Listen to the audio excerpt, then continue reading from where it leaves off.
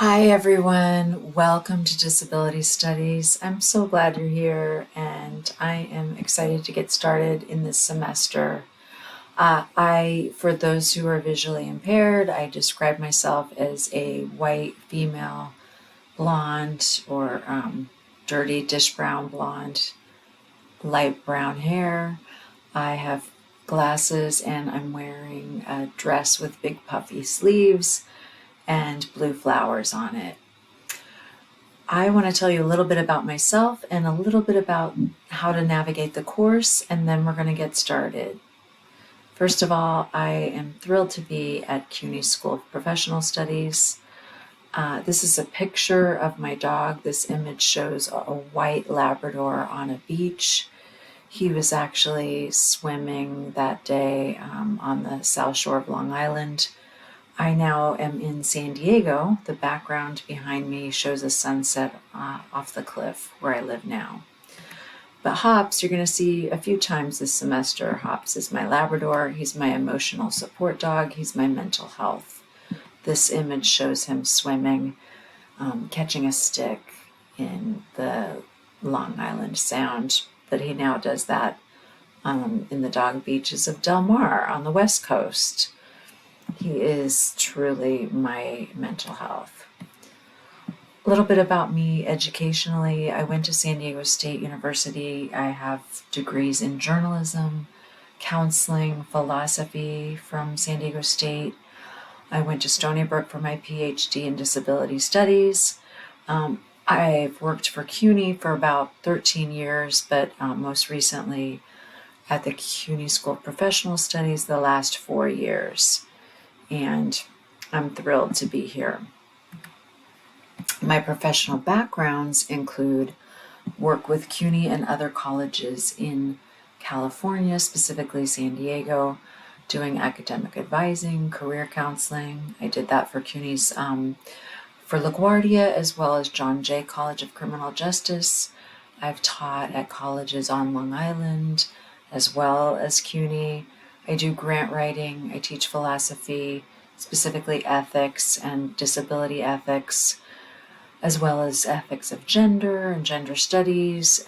Disability studies specifically, my area of emphasis is mental health and access to education, how immigration or immigrants and people moving through diaspora border systems are often more disabled by moving through borders.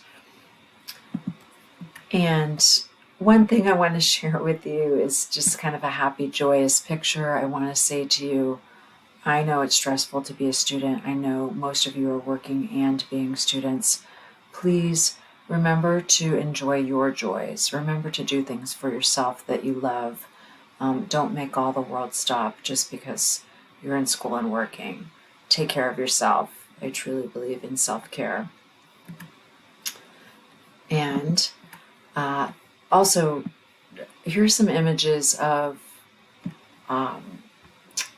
asylums, former very large state-run psychiatric hospitals. This is where I did my research on Long Island for my doctorate. We're going to talk more about mental health, institutionalization, deinstitutionalization as we look at some materials, some film, some literature, and narrative about institutionalization.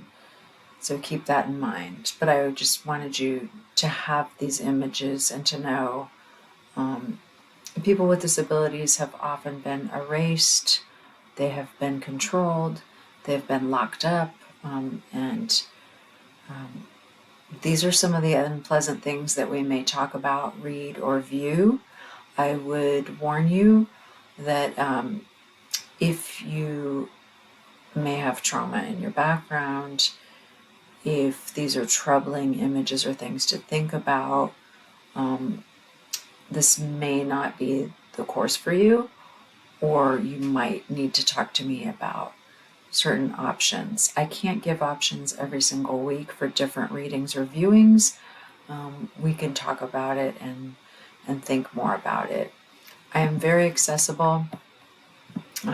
Other areas that I'm very interested in obviously are accessibility and access for people with disability.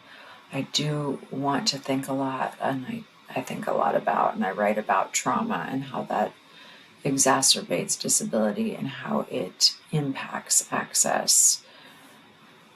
Having said that, I want to provide you as much access as possible. So as these blue buttons on the screen show, we want to be thinking about the different types of disabilities that are out there: cognitive, mobile or physical disabilities, sensory disabilities, and invisible disabilities.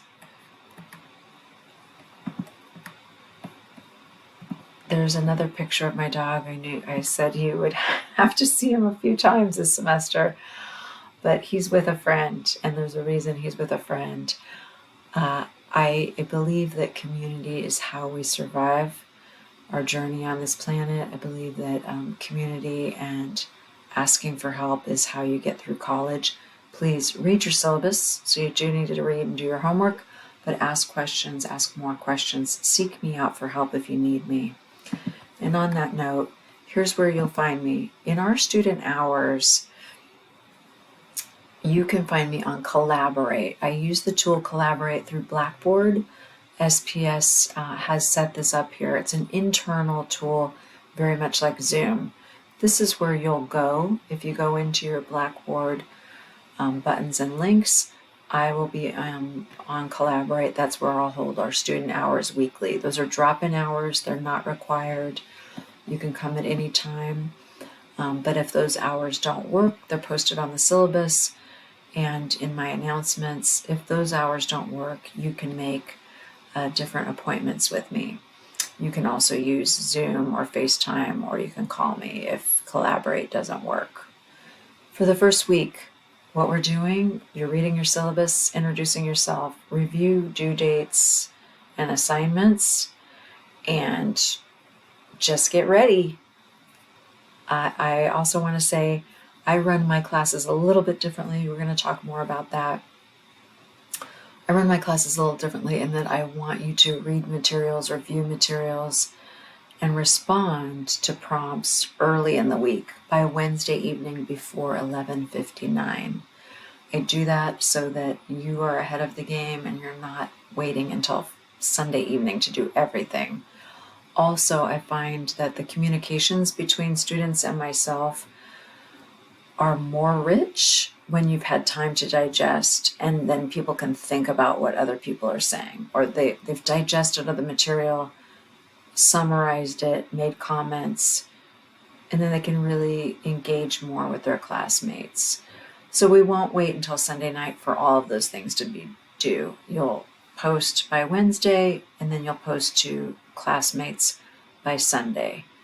And truly, that should be the easy part. By the time you've done the Wednesday work, the rest of the work is easy. So if you're someone who likes to be efficient and wants your weekends off, you can get all your reading done the weekend before, Saturday, Sunday, post by Monday or Tuesday to meet your Wednesday deadline, and then by Friday you can make comments to 2 people.